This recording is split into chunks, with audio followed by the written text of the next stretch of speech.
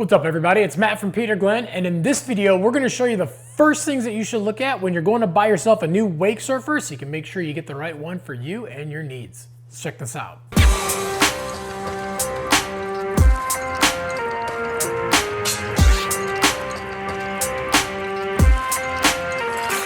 So if you've been wake surfing for a while, you probably realize that you've developed a specific style. And there's certain things that you like to do behind the boat when you are wake surfing. And having the right wake surfer can make a big difference in the performance you're gonna get to allow you to do the things that you wanna do. Now, if you're just a first time rider, the good news is all these boards are meant for surfing behind the boat. They're all meant to get up, ride behind the boat, and ditch the rope so you can follow the boat around and ride that wake exactly like it was a wave on a regular surfboard. But knowing some of these little things about the board specifically can definitely help you make a decision that's going to help the board last a little bit longer in the long run, and as you do get better, basically help kind of guide you in a way that you want to ride behind the boat. Now, one of the first questions that a lot of people ask us is all about the sizing. They want to know, what size board should I get for how tall or how much I weigh? Now, the bad news is that there's no set formula, like with a snowboard or with a wakeboard, where they say if you're this tall and you weigh this much, you need this big of a board. It has more to do with the volume of the board. Now, the volume goes right back to what we learned back in school.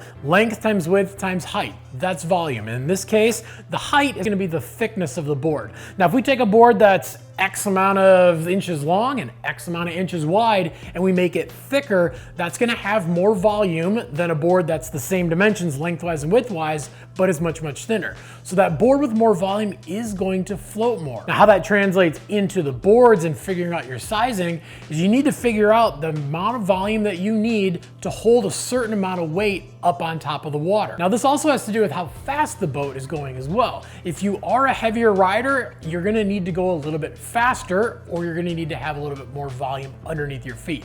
So there are all these variables that come into play when it comes to buying the right size board. But the good news is all the companies have size charts. They've done all the math, they've figured it out. And when you do pick out a board, you can easily look at those size charts and figure out which size for that specific board is going to be the best for you. Another thing that you need to take into consideration is the size of your wake. If you have a boat that's specifically built for wake surfing and it puts up a huge wake, well, you can have a board that's a little bit smaller. But let's say you maybe have an older inboard boat, then you need to load a lot of weight in there and get everybody on one side of the boat, do everything you need to do to build that wake up. You're probably going to want to have a little bit bigger board because your wake isn't going to be as big. Now, the last thing having to do with sizing that we do get a lot of questions about is, can I have one board that's going to fit everybody in the family? And the answer is yes. You can 100% have a board that's going to fit everybody in the family, from your 100-pound kids up to your 200-plus-pound adults. But when you do pick out your board, you're going to want to size it for the person that is the biggest. Now, the reason for this is just going right back to that volume. A board that has more volume, whether you've got a 100-pound kid or a 200-pound adult, it's going to float easier.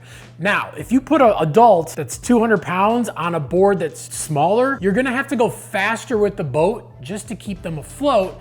And the bad news about that is the faster you go with the boat, the lower the wake goes. So it's better to have a board that's a little bit bigger for a smaller kid. It's going to float easier. They're going to be able to stay on top of it, but also that 200-pound adult is actually going to be able to wake surf, and they're not going to have to go too fast, and they're just going to have a better time overall. And then from there, we're going to move on to the different styles of boards. So we do have a video that's all about the different styles, skim versus surf boards, and we'll leave a link down in the description below that goes a little bit more in depth into that. But on a basic level, your surf boards are meant for exactly that. They're meant for more of a surf style of ride, more carving, more popping the board off of the wake. You're not really going to be doing a lot of tricks. You really want that surf style ride. And then on the other side, you have skim style boards, and this is very similar to a skim board. For doing tricks, a little bit looser feel, you're probably going to keep the board on the water most of the time, but you are going to be spinning around, you're going to be doing shove-its where you're flipping the board around, a little bit more towards the trick side of things. And then there are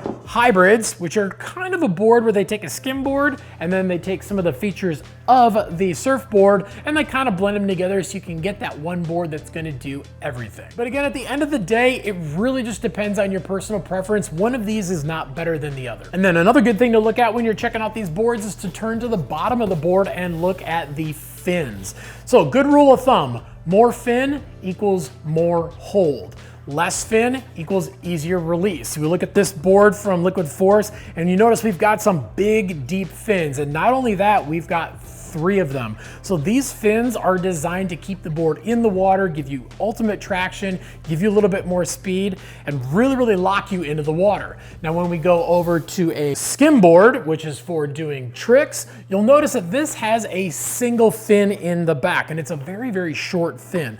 Well, this is obviously still gonna give you some hold. It's still gonna help lock into the water, but it is designed to release a little bit easier. So it is easier to do those tricks and pop the board loose, whether you're spinning it around or you're just doing shove-its, and it's just kind of there to really help track the board when you need the traction. And then you can look into boards like this hybrid board, which you'll notice has 2 big fins on the outside, and it also has a smaller fin in the middle. So again, we're getting that traction for that surf style, but we're also getting the option for that little fin to have a little bit easier, looser feel. And the cool thing is with these boards, you can take the fins off. There are different fin configurations for different styles of riding, and you can always take certain fins off, leave certain fins on to make the board ride a specific way. But again, good rule of thumb, more fin equals more hold, less fin equals easier release. Now, with all of that being said, it's super easy to really narrow down your boards and pick out the specific one. You can say to yourself, hey, I want a little bit more of a surf style, but I maybe want something that can have a little bit easier release. So you're gonna wanna look at the surf style boards that maybe have a little less fin or have more fin options so you can customize it, or you can look kind of towards those hybrid boards. But again, that really can narrow things down very fast. And then once you've narrowed it down to a specific style of board that you want, and you kind of know exactly how you want the board to ride, then you just look at the price. If you spend more money on a board, you're gonna get a board that's gonna be lighter weight, it's gonna have better materials in it, and it is gonna be a higher end board, and usually it's gonna have higher end performance. So if you are a beginner, you're probably not gonna wanna spend a ton of money. If you jump on a really expensive board, not that you're not gonna be able to ride it, but you're not gonna need it. It's something that as you ride more and you develop a style and you develop those skills, you might be looking for a specific version of a surfboard. So it could be better to actually spend a little less money and get something a little bit more basic until you develop that very specific style. But if you got any questions about anything that we talked about in this video, definitely leave some comments down below. We're on there every single day trying to answer your questions. We wanna make sure we can get you into some rad gear, but most importantly, we wanna make sure that it's gonna fit you and it's gonna fit your needs behind the boat.